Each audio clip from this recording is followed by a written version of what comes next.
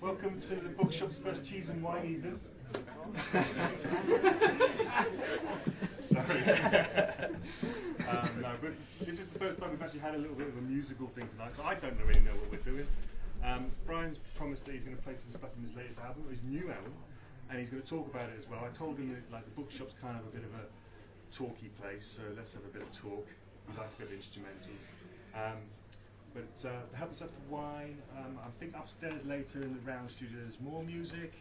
I think tonight as well we might have a lot of people coming in, so there might be a bit of noise outside, but Brian's used to that. And this is Tim. Oh, Tim. Tim. So anyway, it's great that Brian's here. He works for me, I know, but he is multi-talented, and I just think he needs a big round of applause, and please buy his CD. All proceeds go to Brian.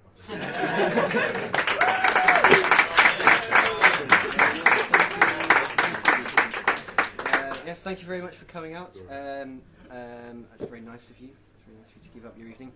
So I have made an album all by myself, with my hands and my brain and my computer and my guitar, some microphones, some glue, scalpel, ruler, cutting board, all sorts of things. I have called it S equals kLOGw, and that is a mathematical expression of the second law of thermodynamics, which deals with the process of entropy, which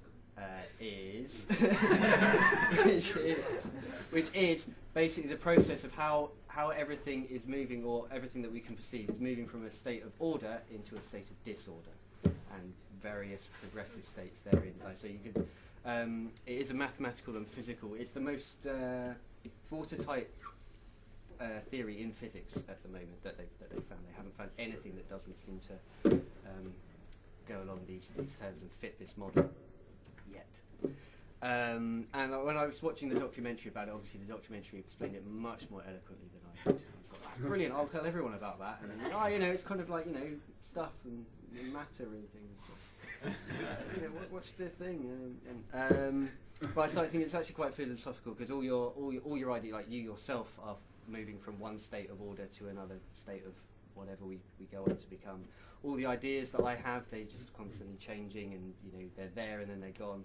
Like the words that I'm talking to you, they're hot and then they get colder, and they sit in your mind for a while, and then you're like, what was he on about?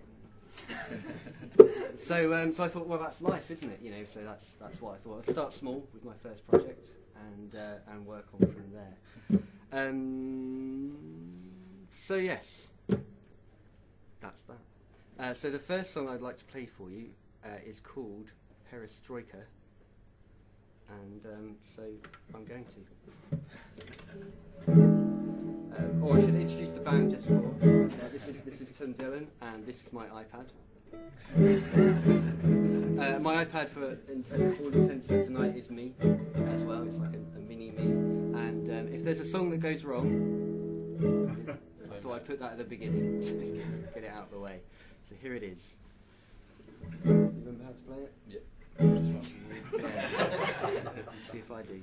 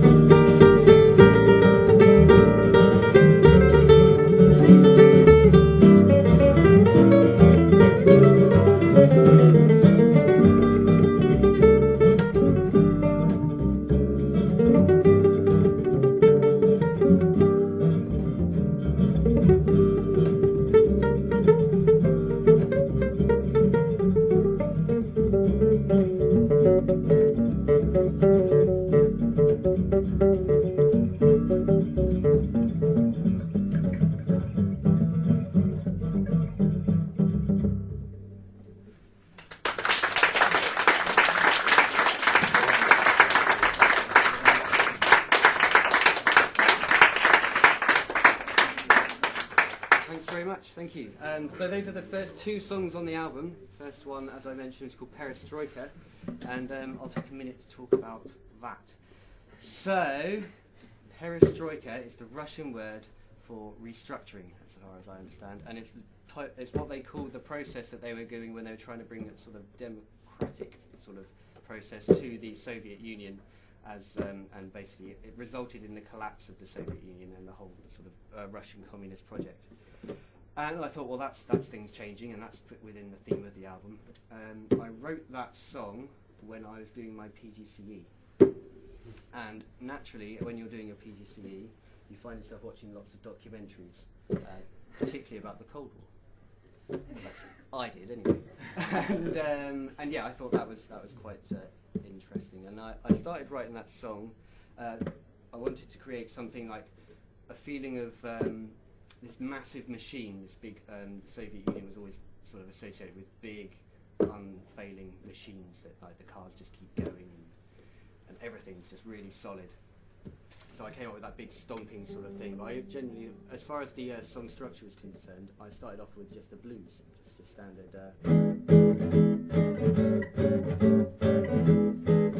That sort of a structure. And generally you go from, this might get a bit boring for people, I'm only going to do it with this one song, promise, just in case anyone's interested. I started off with an E7, and normally you have 3 chords in a blues, generally, like that. Sometimes you don't have 3, you just have 2, so I decided to have 2. You just stay on the 1 chord for a while, and then you go to the 5 chord to turn, and then you go back to the 1. So that's what I did. But instead of doing that, this is where it's going to get interesting. Instead of staying on for 2 sets of the 1 chord, I did the tritone substitution, and that gave me that sort of jarring sound, that kind of a sound. And then I went to the 5, and so that first bit is.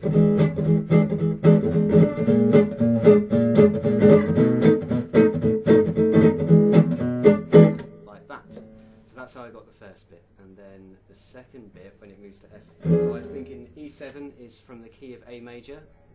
Any of my students are in tonight. It's the 5th, but it was a bit boring moving to an A. So I thought, well, actually, it's also the 7th degree of the F melodic minor. So I went to an F melodic minor and thought, now that's a bit more interesting. So that's what I did. I threw in a bit of diminished stuff, and that was the structure of the song, basically, in simple terms.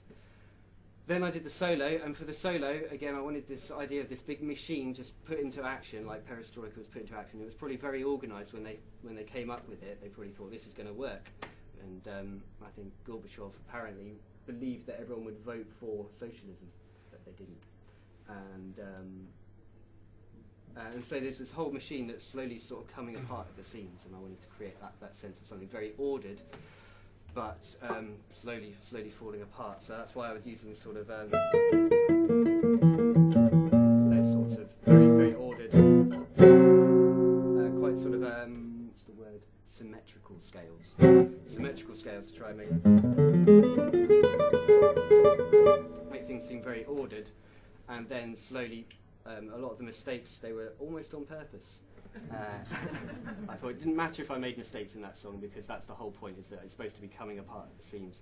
You've got all these sort of big machines, big pistons going, and then all these nuts and bolts slowly falling apart, rattling loose, and then eventually the whole thing falls apart. So that's the story of that song, sort of. And then the second song I played is Rumba skLOGw, which is the second song on the album.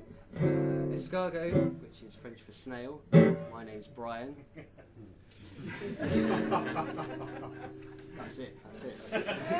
Nothing more clever than that.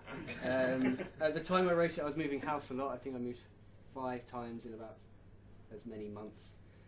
So I was a bit of a snail myself, and I was constantly having to put my bag on my back and move on to the next place. So that was that. This next song I wrote, sometimes I get asked to write songs, believe it or not. And this one was written for, this is called Velchik Jaromir. And this is a song I wrote for my friend who lives in the Czech Republic, he's an English teacher out there, and he was writing an English language video. He made a little video that I showed to him today, which he enjoyed thoroughly. He knows all about having a British barbecue. So in the story on this thing, there's a guy called Jaromir who's phoning around his friends to have a British barbecue, and then every time he gets all his friends to come around, it starts to rain. And so he has to call off the barbecue and then the sun comes out again once he's done that. And he's like, oh, I've got to phone everyone out, and it's back on, and then it's snowing, and then he has to call it off again. It's a lot of fun. My friend wanted to use this piece of music by Eddie Lang, who is an American-Italian guitarist from the 30s, but YouTube said no, you can't use that piece of music because it's copyrighted. So he called me up and said, can you do that? And I said, I'll have a go. So I've done a kind of an impression of this, and here it is. Hopefully.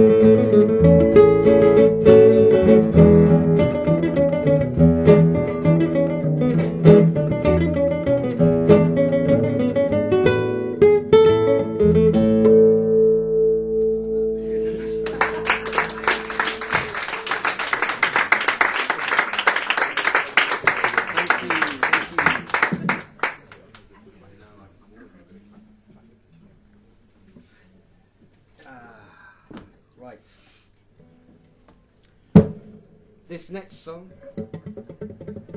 is all about a woodlouse. It's called kLOGw because at the time of writing we thought that's what it is in Welsh. We're not certain that it is. I think it's mockincoid. I've read it as mockincoid before. But it stayed as kLOGw, so there, that's what it's called. My idea was that there's this little woodlouse scuttling along, and then occasionally they fall over, don't they? And then and then he writes some stuff, and then he carries on. You might climb up there. It was all about someone I knew who I would see them, and then I would not see them, and then I would see them, and I would not see them, and so it's a bit stoppy and starty like the Woodlouse. And that's it. So here it is.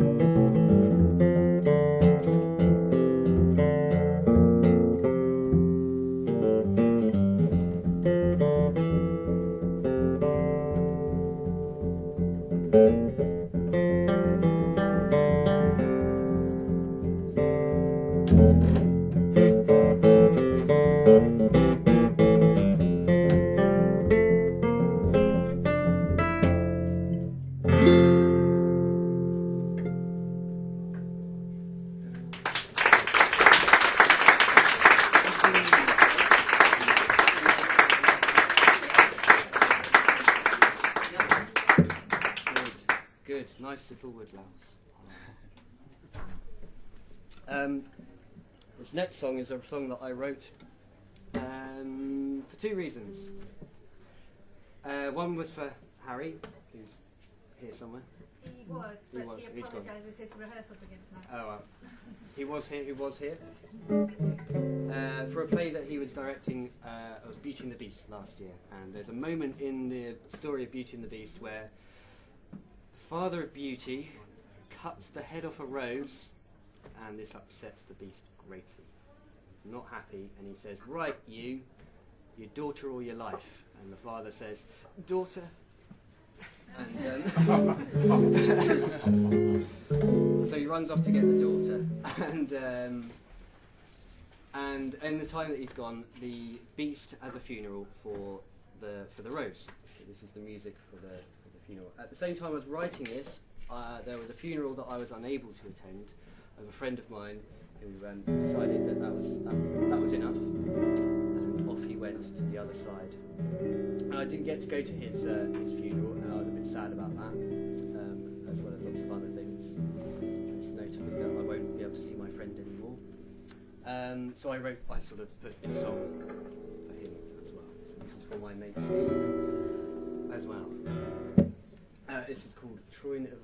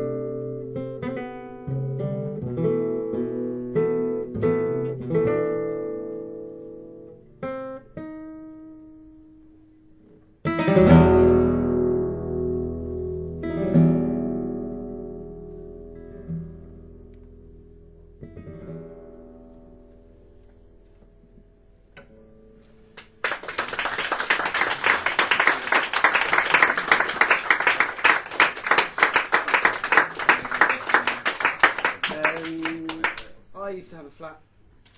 In fact, I've still got a flat. But I used to have a particular flat that was, yeah, I've still got a place. I'm not homeless, yes. Hanging in there. I used to have a flat by the sea. And often I would go and sit and play my guitar by the sea because it's very nice. And some people would think it was weird that I wasn't asking for money.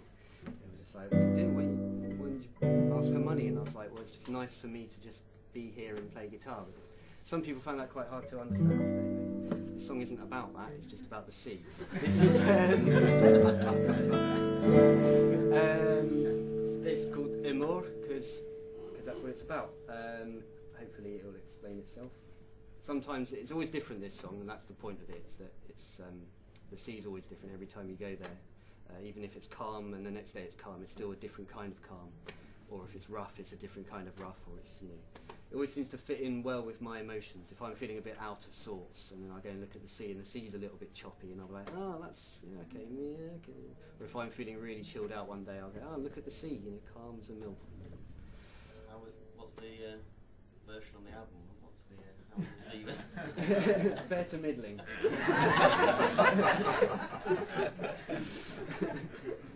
So this is it, and we'll see how it happens. See what happens.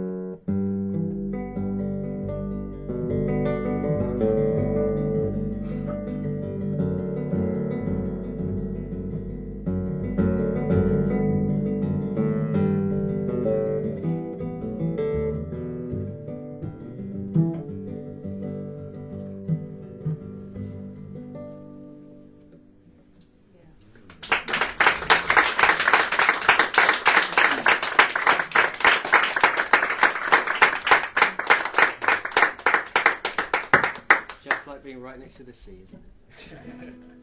Except drier and warmer. Anyway, the next song was named by him. I wrote the song, and he said, "You should call this song 'You Can't Build a Bit of Bamboo.'" So I did.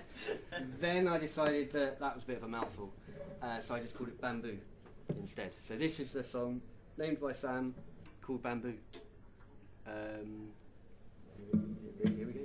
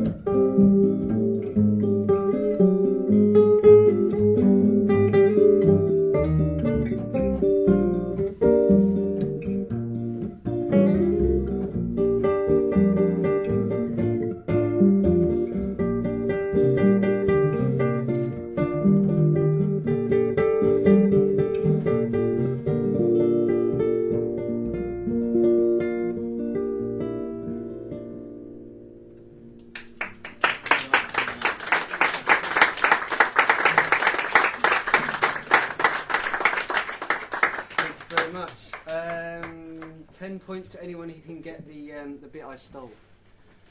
And where I stole it from. Joni Mitchell River? No. No? Get out. Yeah, I'm leaving now. Thanks for coming, Izzy. Yeah, brilliant. I stole a bit from the Penguin Cafe Orchestra for that one. That bit. So, guilty. But as Picasso said, good artists copy, great artists steal. not saying anything there, just... I thought Mozart said that. Maybe you did. Yeah. When he, well, Yeah. Picasso pretty stole. Yeah, exactly. I wrote that song. Why did I write that song? Because I was playing in a gypsy swing band, and I had been doing it for 5 years, and I was kind of sick of it, basically.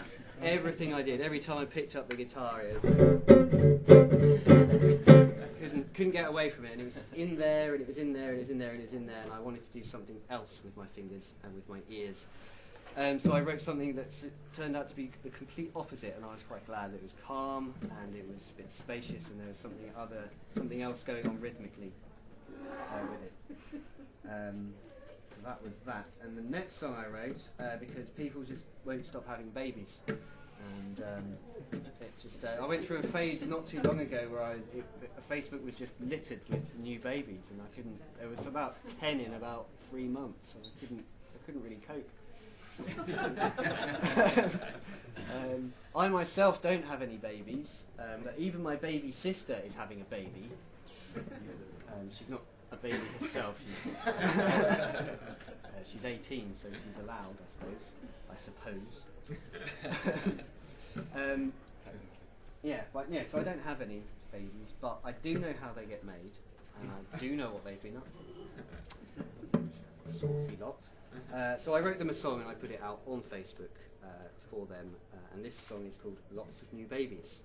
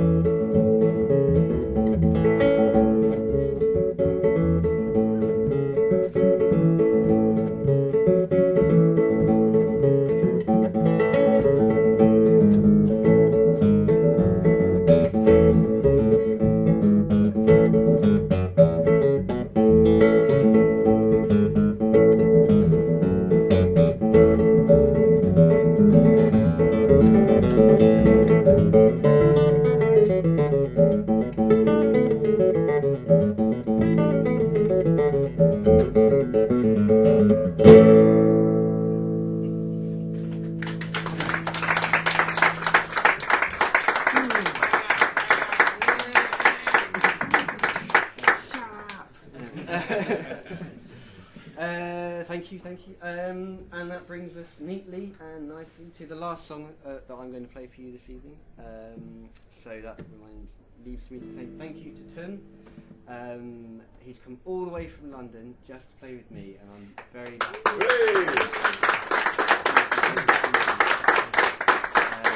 so I need to sell some albums to pay for his train ticket. I told him to book it early, and so I need to sell a few more.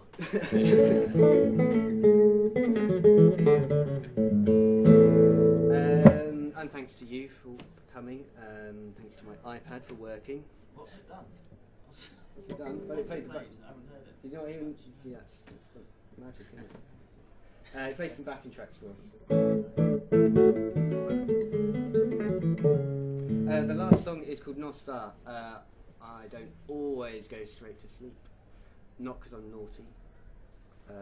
Just it sometimes happens that way. I don't always get straight to sleep. And the way I tend to fall asleep is it comes in stages. I sort of get a bit tired, and then I'm awake again, and then I'm tired again, and I'm awake again, and it comes and goes like that. And sort of your thoughts sort of come and go through the realms of sort of rationality, and sometimes they're quite sort of normal thoughts, and then they start getting weirder and weirder as you get more and more closer to sleep. And so this song is sort of about that sort of process. Okay.